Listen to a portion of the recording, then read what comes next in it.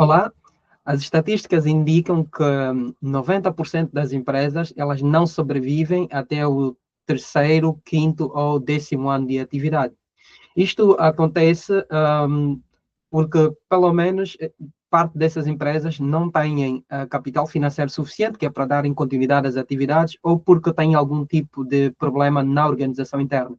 Mas isso são fatores que eu sei que já sabes e que, se fosse de todo verdade, então empresas que são acompanhadas por contabilistas e que são acompanhados por algum tipo de consultoria não iriam ter falência ou não iriam à falência no mesmo intervalo em que estou a indicar. A verdade é que empresas, mesmo sendo acompanhadas por bons consultores, ainda assim têm dificuldade e ainda assim correm o risco de ir à falência. E para compreendermos por que isto acontece, deixa-me dizer que tem pelo menos duas razões. A primeira razão, precisamos compreender, é como é que as empresas são constituídas.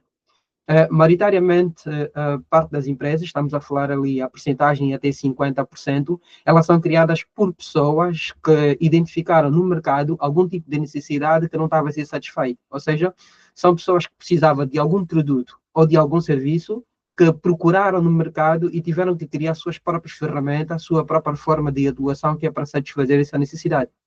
Essas pessoas, então, depois de partilharem o que criaram, que seja um serviço ou um produto com as pessoas ao lado, as pessoas interessam-se e estão dispostas a oferecer alguma contrapartida remuneratória.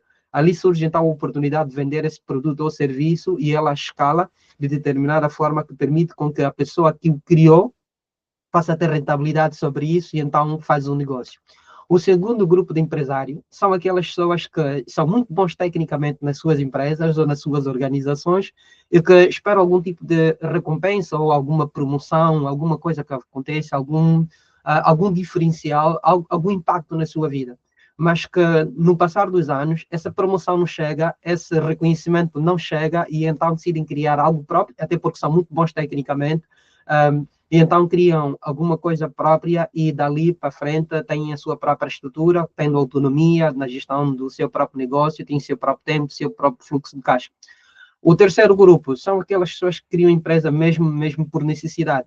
Isto porque acontece algum problema na sua vida, que pode ser uma situação de saúde, algum revés econômico, alguma mudança de país ou de cidade, e então são levadas a criar alguma empresa porque se calhar procuraram e não encontraram nada que conseguisse satisfazer as suas necessidades, ou seja, conseguisse pagar as suas contas. Seja qual for o grupo em que o empresário se encaixe, no futuro ela vai continuar a ter problema, por quê? Porque nessa figura, o empresário ou o empreendedor é o técnico.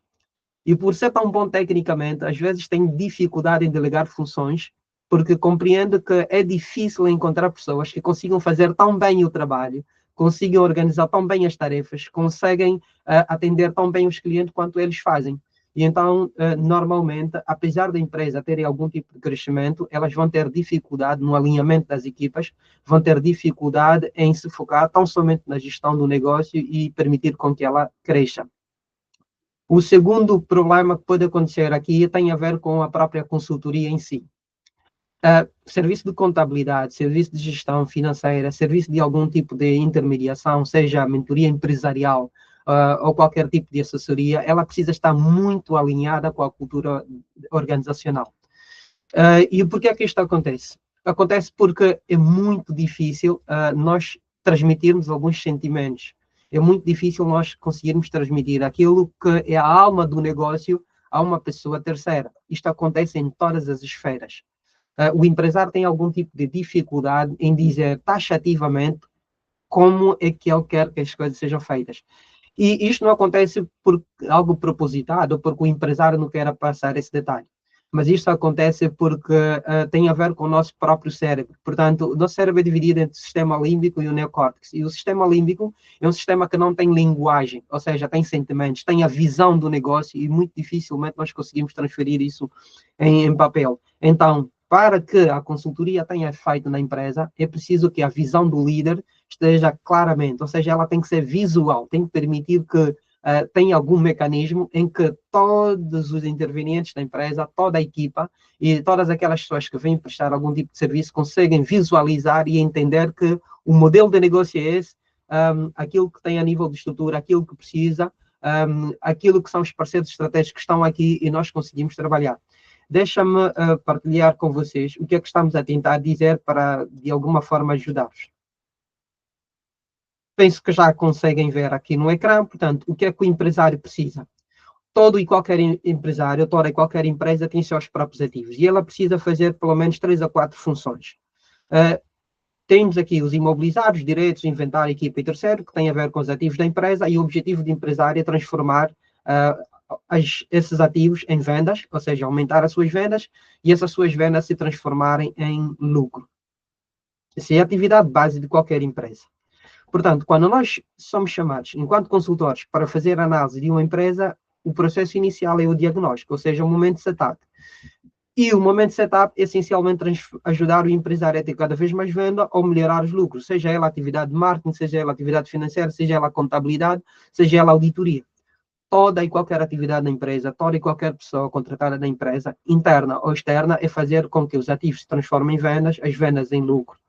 Mas o que é que o empresário precisa exatamente? A verdade é que nenhuma empresa vai falir por falta de vendas. Existem empresas que se mantêm não porque têm vendas, ou pelo menos não são as vendas que sustentam o negócio.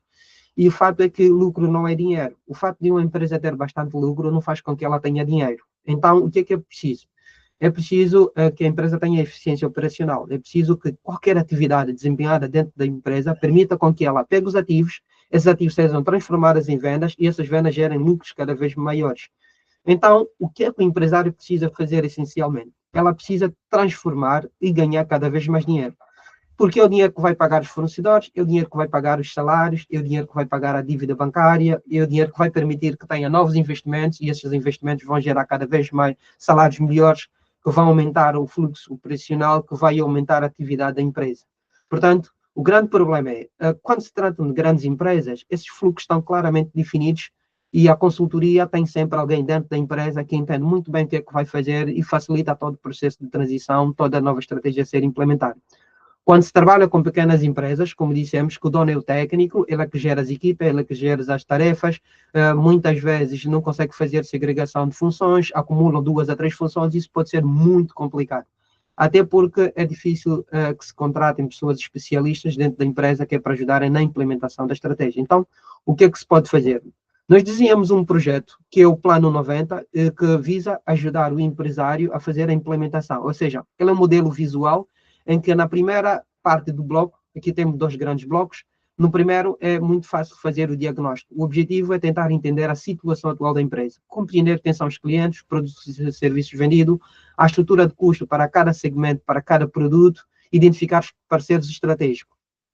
E no segundo grande bloco, nós fazemos o pensamento estratégico, ou seja, tentar identificar aquele que iria trazer lucro para a empresa, identificar os planos estratégicos, o investimento a ser realizado e, por último, então, o investimento. Ou seja, depois disso aqui, desenhado, nós conseguimos ter aqui um plano de ação para 90 dias.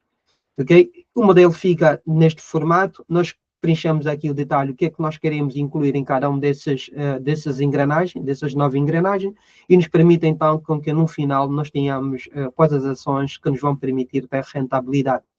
Nós temos uma aula feita para isso, esperamos então que consiga fazer inscrição no site, que é para ter acesso à aula, que vai ser realizado já nesta quarta-feira, dia 27 de agosto. Até lá, espero ver-te na aula e obrigado.